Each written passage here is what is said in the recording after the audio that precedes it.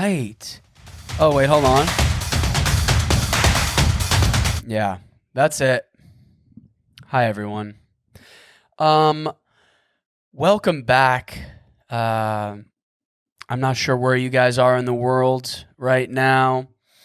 I'm still here in Melbourne, Australia. And Americans, you got to say it right because I learned the hard way. When I first came here, I was calling it Melbourne, Australia. That's how it looks like you'd say it. It's how it's spelt, kind of. But no, it's Melbourne.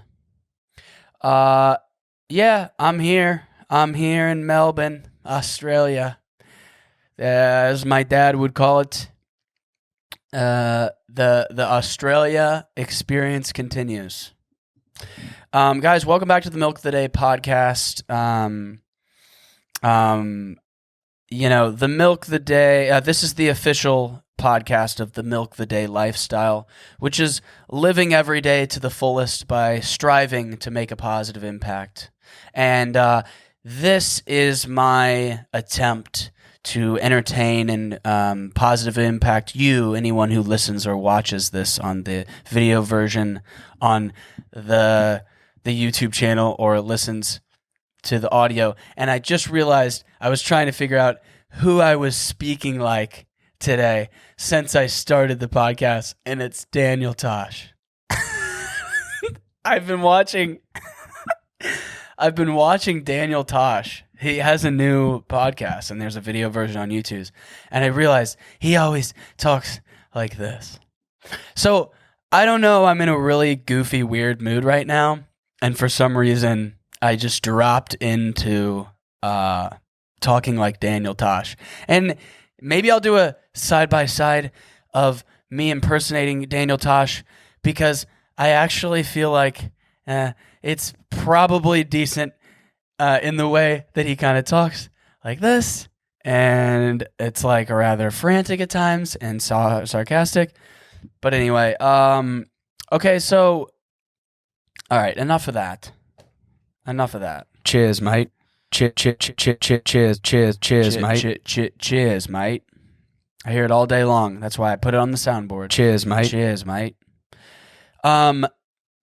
Today I have wanted to do an entire episode covering the topic of alcohol and my thoughts and perspectives and mindset towards alcohol, talking about my own relationship with alcohol. And I've wanted to do an episode on this as I've gotten older. I've drank less and less for a variety of reasons I'll get into, but also my main inspiration for wanting to do an episode on this is I'm a huge fan of Emma Chamberlain, and she did an episode all about alcohol, talking about her experience and thoughts on alcohol. And ever since I heard that episode as well, I aligned with a lot of things she shared, but I also have, I feel like, maybe some more unique thoughts and perspectives on alcohol as well that I think many of you might find relatable or interesting to some degree. And I love this topic, and that's what today's episode's going to be about. Excuse me. So let's dive right in. First, I want to talk about bonus land and the concept of bonus land. For those of you who don't, have you ever heard the concept bonus land? Oh, I'm in bonus land right now. Well, I'm going to define that for you and provide some examples because that's going to be key here in this episode, is talking about bonus land. So bonus land is that magical, carefree, pure bliss, joyful state of mind. It's a way of being, and it's a state of mind that you get into that's very carefree and fun, and it's amazing.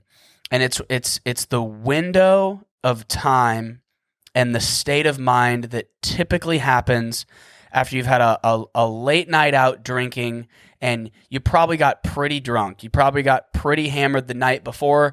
And let's say you wake up early. Naturally, you just wake up early and you can't really go back to sleep, or you get up early for like an event or something and you're on hardly any sleep and your hangover hasn't kicked in yet, and you're still maybe you're not like actually seriously still drunk, but you might be feeling a little bit more buzzed, still feeling kind of buzzed and tipsy a little bit, but you're probably like, if you had to go drive in a car, you probably aren't intoxicated. Like, don't do that. But I'm just trying to say that, yeah, you're not still drunk, but you're in this slap happy state of mind. And that right there is bonus land. Anyone who's a drinker knows, or hopefully has experienced bonus land, because some of my life's most joyful memories in college were the morning after a night out. I used to say that I didn't drink for the night of, I drank for the next day of bonus land. And more about bonus land, you wake up early, you're fucking slap happy, everything's funny, you're not worried. You're not having hangover anxiety. You're not anxious at all. It's just this window of like, before you crash and have your come down, there's just this like, you're so happy and funny and creative, and there's this heightened state of mind that is just like one of the best things ever. It's a great state of mind. And that is something that I always loved about drinking, was bonus land. And for the the morning after, the day after, it can last into the afternoon. And then you can always make the decision of, oh, I want to extend my bonus land. And that's when, you would binge drink or begin drinking again, where it's like maybe for the first 3 hours of the morning, you're slap happy and you're in bonus land and you're just having a fucking good old time. And then let's say it's Saturday, you went out Friday night, Saturday, you went to brunch, and then you're like, oh, you know what? Let's just day drink, like it's like fun, let's go do some fun stuff, and then you start drinking again. You can extend that bonus land for like most of the day and just ride that wave of staying in bonus land and staying in that state of mind. But then, that night and for the next 2 days, the come down and the hangover is obviously twice as bad because you just binge drank. But man, those are some of the best times I had in college and when I used to party a lot more when I was younger. And if I do, in the occasion that I do drink, it's bonus land is one of the reasons I want to do it. It's so fun. So really quick, my history and relationship with alcohol, I want to give you a flyover of that, and then I want to bring it to my thoughts and perspectives on alcohol in the present moment. Partying and drinking has always been a huge part of my life and my lifestyle, and amongst my friend group, my friends, and my family. My family likes to party and loves to have a good time. We've always been a family that drinks together on holidays and having fun weekends, and just like it's just a big part of our life. And throwing parties at the house, and just we love getting people together to have a good time. And my whole life, I drank most weekends, and it's great. And then it was like towards the end of college is when I started to drink a bit less, primarily because my hangovers were getting worse. My hangover anxiety was getting worse. Like when I would drink, it would just, I know that's like, oh, in your 30s, your hangovers get really bad. I do think that is true. But I also think another main reason was I was just getting more and more into like mental health and fitness, and the healthier I was becoming with getting my diet and my exercise routine dialed in, like working out every day, it became more not worth it, where I'm like, oh, I'll feel a lot fresher. I'll feel better if I don't drink. In conjunction with, as I started to develop my social and self-confidence as I got older, my desire to drink was shrinking because of the combination of things. I'm like, oh, I just really don't want to be hungover. I really don't want to feel the anxiety, because I would get really anxious the next like couple of days after I drink. So it was like a combination of that. But I'm jumping right into it. These are the few things that I wanted to highlight that I think are interesting is, well, hold on a second. Just want to make sure I didn't jump completely too far ahead. So I start drinking less towards the end of college. I graduate, and then, okay, so I'll get into the main things that I think make someone not want to drink as much in like a healthy way, and then what I've found for me as why I don't drink as much. Number one, like I said, not wanting to be hungover, not wanting to have the elevated anxiety for multiple days, and hangovers being worse. So it's just all health, emotional health, and health reasons. Number one. Two, I'm highly extroverted, I'm highly social, and over the years as I developed a self-confidence, it became a thing where it was like, I genuinely don't need alcohol for me to loosen up or like as a social lubricant to like feel more in the mood to be social or feel confident to talk to someone at a party or at a bar to like, I didn't no longer, not that I ever felt like I had a strong need for alcohol as a social crutch or as a social tool, but I just started to like be like, oh, I don't need to drink to be social or to be in the mood to be social. So my desire shrank to drink it for those reasons. And then I said the health reasons, and the self-confidence reasons. But one of the things I think is interesting as I've got older, I think a big element of developing your social skills and your self-confidence is a really healthy and great thing that will develop you in a way that the desire or need for alcohol shrinks, and it's like, how do you develop self-confidence? It's by doing uncomfortable stuff, facing fears, getting out of your comfort zone, being in scenarios and situations where you have to be confident, whatever that's through, and that can bring you around to not needing it or wanting alcohol as a reason to do that. And sorry if I'm being redundant. And I find it really, really interesting because I love alcohol to elevate really fun experiences, and I only really drink in special occasions or when I'm really in the mood.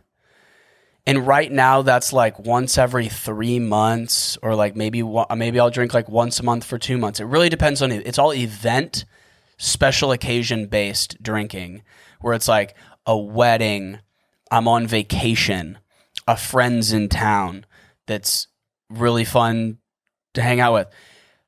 I need more of a reason to want to deal with the come down, deal with the anxiety, deal with the consequences of drinking, if you will. And of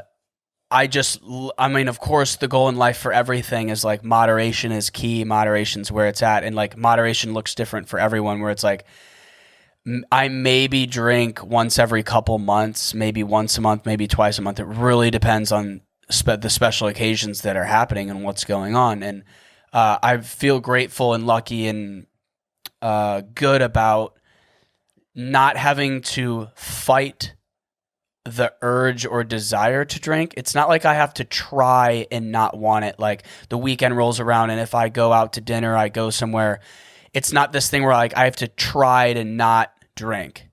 Like I'm like limiting myself because I'm just being rigid about like, oh, I only drink at such.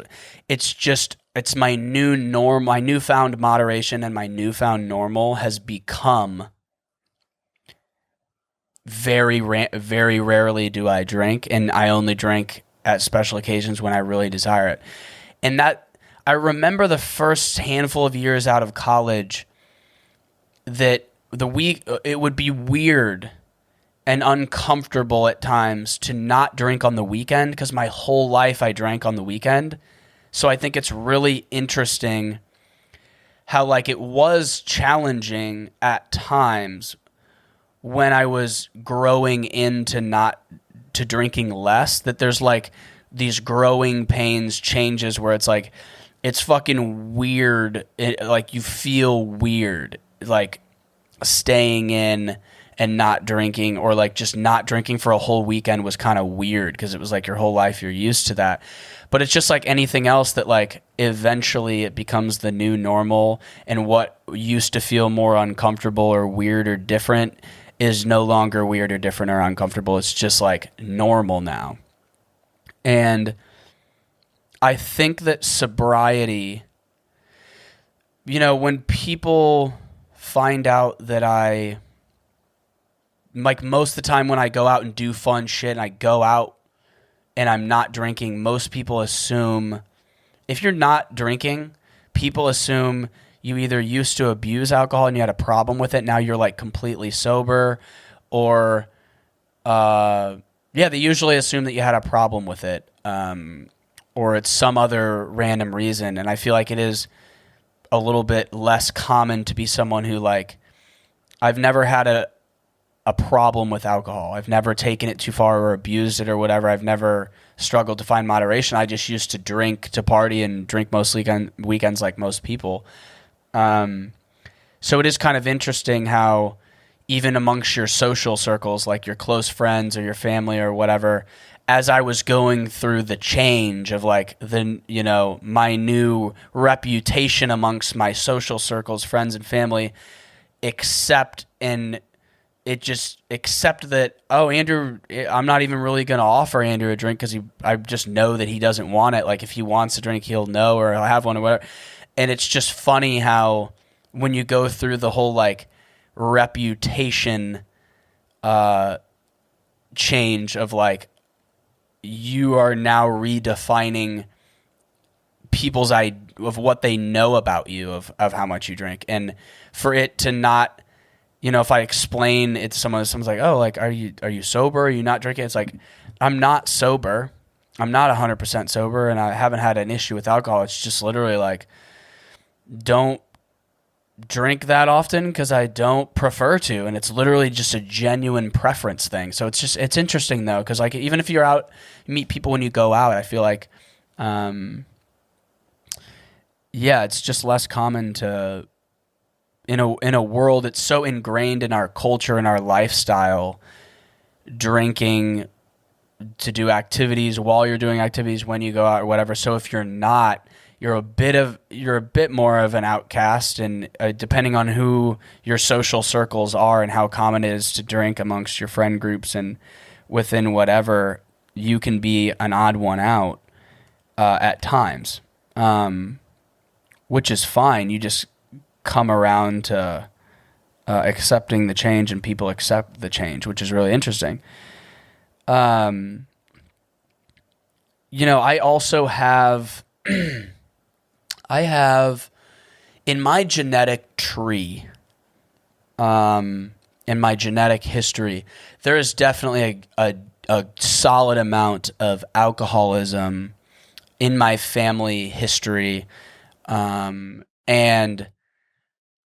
I think that some people are just kind of born with the genetic. I do believe alcohol is a disease, and there's different levels of that, and that I've always been aware of the possibility that I could have the genetic code that could be like activated by me like drinking too much or whatever. But I guess I drank enough in my life where I've discovered that whatever the genetic alcoholism disease or whatever, I must not have it, because I've never had an issue with it, but I'm very familiar with dealing with people in my family, friends of friends, extended family. Alcoholism is so prominent in my life and people I know and in our society, and I feel like that can be another reason why someone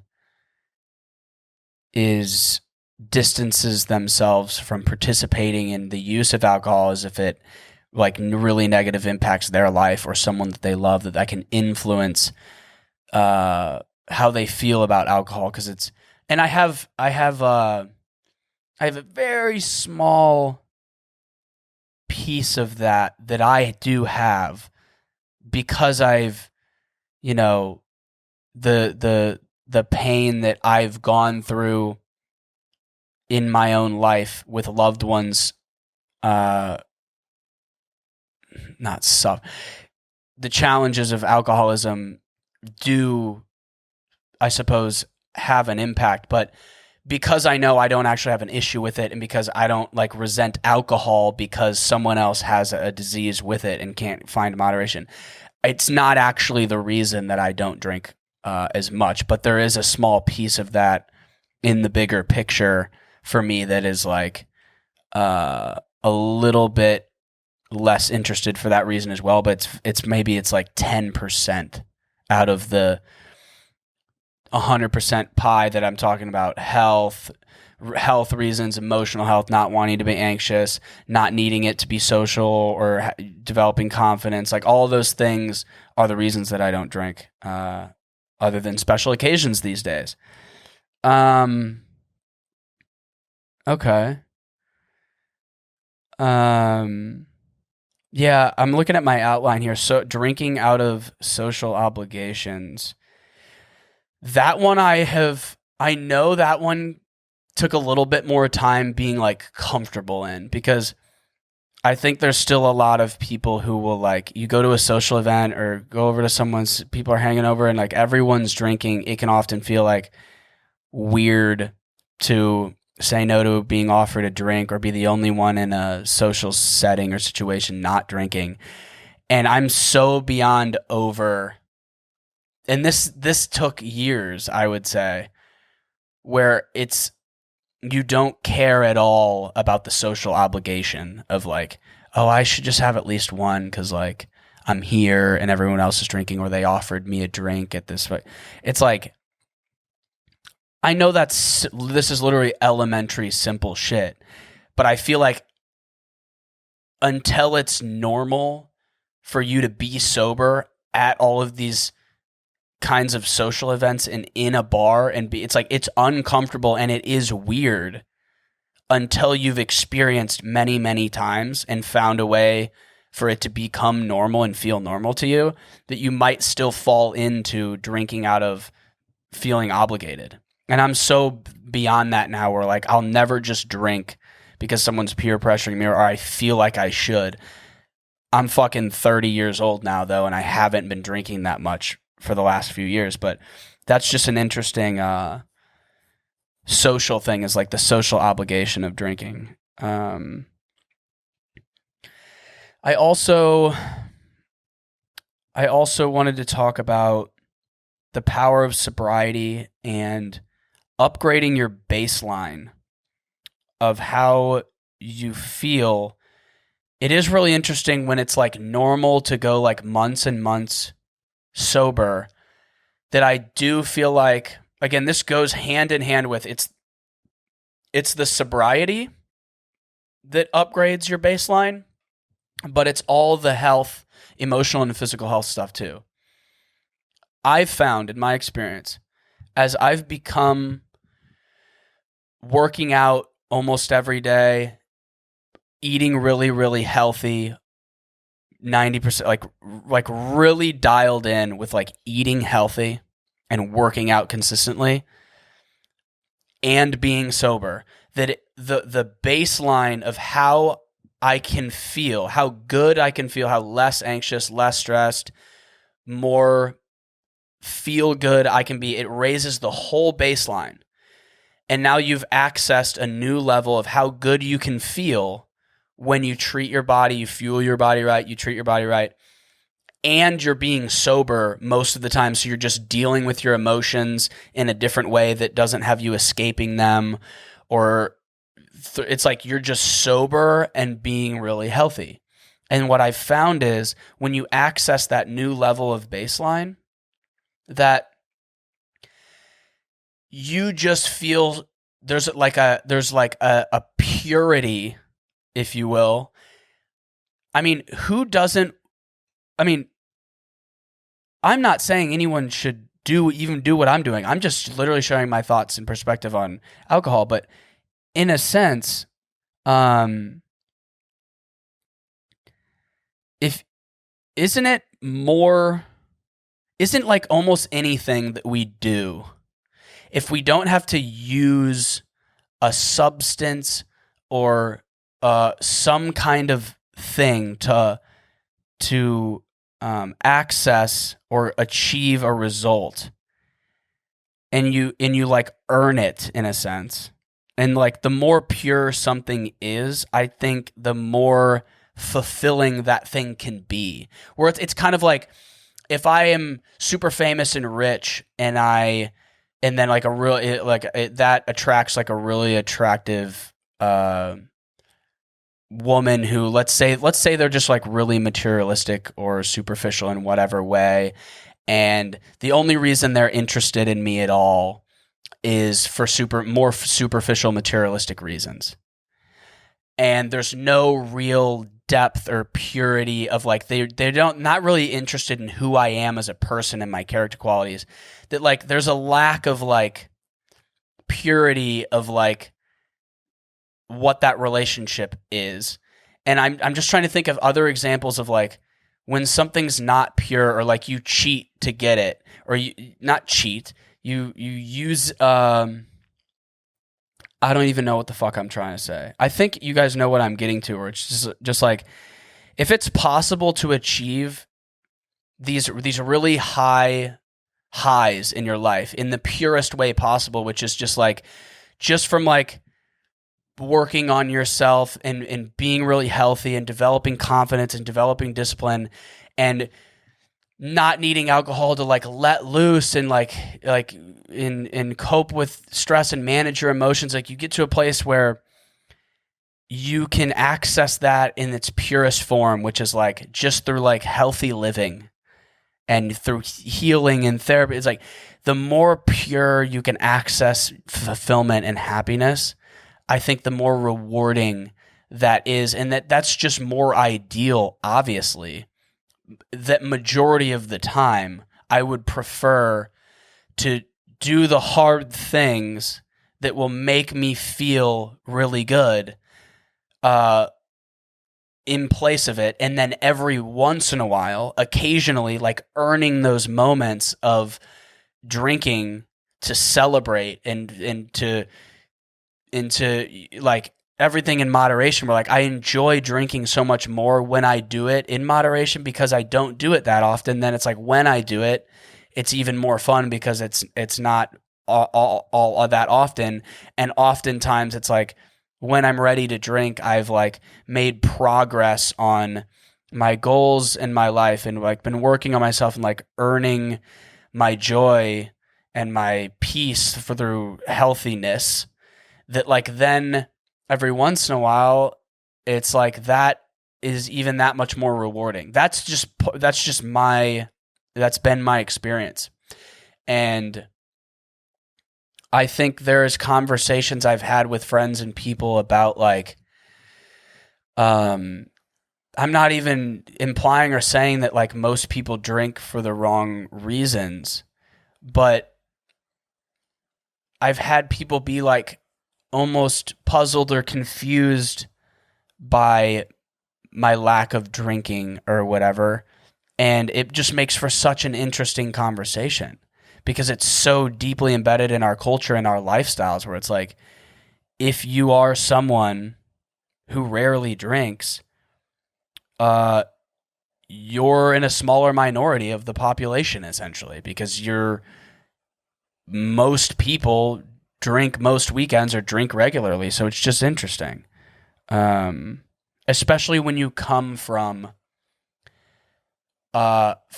friend groups and a family that are drinkers, are big drinkers, like to party, like to drink, which, by the way, I love to do. I still love to do, and I will always love to do. I like to fucking party. I do. But guess what? Sometimes I'm going to be partying completely dead sober. I'm going to be the soberest ones. I'm going to crush 5 sparkling waters. And I'm going to be the littest motherfucker in there. Okay? And that's fine. Not everyone has to want to do that. But I want to do that. Not to be different, because I just want to fucking vibe sober, go the fuck to sleep, and get up tomorrow and have just as a good and productive day. But I still got all the fun and all the social interaction that I needed that night. But I know there's other shit I want to do tomorrow that I'm not going to fucking do if I'm fucking hungover. So I'm just going to be sober in that motherfucker, dude. Yeehaw. Cheers, mate. Cheers, mate. Bruh. Yeah. Let's also throw this question into the conversation. What is your idea of a good time, and how has that changed as you've gotten older? What's the perfect weekend look like for you right now in your life, with where you are in your life and however old you are? What does that look like? What's your idea of a good time? I'll tell you what, one of my ideas, I have many, but here's one of my ideas of a good time. Friday night, go get a great dinner with some close friends. Go to dinner, eat some fire food. Go back to someone's apartment or house who's going to host just a fucking chill hangout at the house. Play some games. Not like chess or like some fucking, like, play a fun game.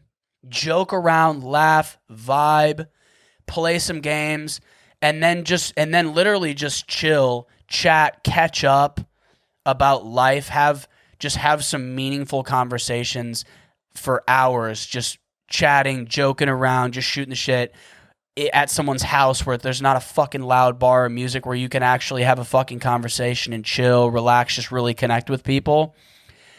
And then maybe go catch like a comedy show or go to a concert, listen to music, do some creative shit together, or like just do shit. Like, that's a 30-year-old, that's like my idea of a good time. And sometimes my idea of a good time is going to go out to the bars. It is going to go out on the night and go out on the city. But most of the time now, I'm just craving a good conversation, just good company, chill. And I'll do that completely sober. Maybe whoever I'm with is having a couple of drinks, and maybe every once in a while I'll have a couple of drinks. But most of the time, I'm chilling, dude. I am sober as fuck in that household. Chilling, dude. Give me some hummus.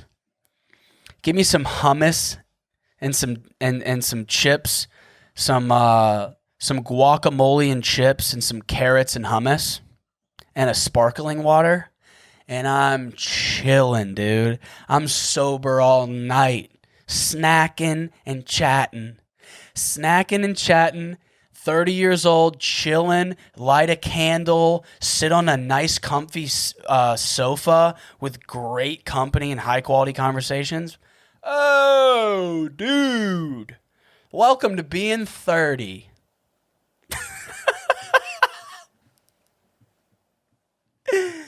Welcome to the party, brother. This guy's sober. And then I'm going to wake up the next day and go work out. Fuck it. All right, guys. I think that's pretty much it.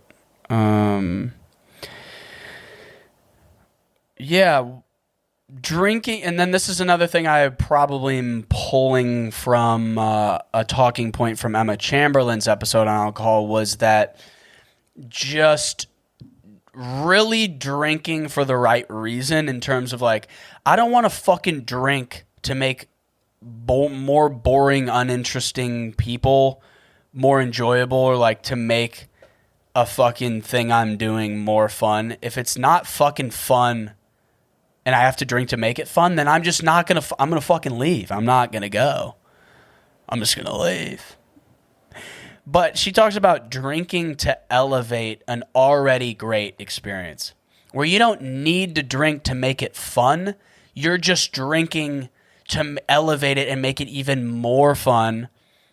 And it's probably a special occasion because it's not every weekend you get the opportunity to do some really fun stuff like go on vacation with your friends or your family or be at a wedding celebrating something special. It's just Friday and Saturday night. Just happens every fucking week. Every week it's Saturday. What am I celebrating? I mean, what am I drinking to celebrate if I can just fucking try and access bonus? This is my last point. I'm ending this.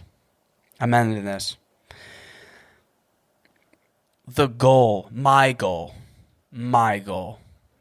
is to access bonus land, that carefree, pure, joyful bliss of bonus land, a state of mind in the purest way possible, dead sober. Can I get that slap happy? Can I be that carefree and feel that good while being completely sober? Yes, you can. Yes, you can. It's a lot of work, though. Got to be healthy. Got to be getting your sleep. You got to be meditating. You got to be doing all the stuff that can get you there sober. Oh, Lord. That's it, guys. That's it for this one. Well, thanks for listening, anyone who did.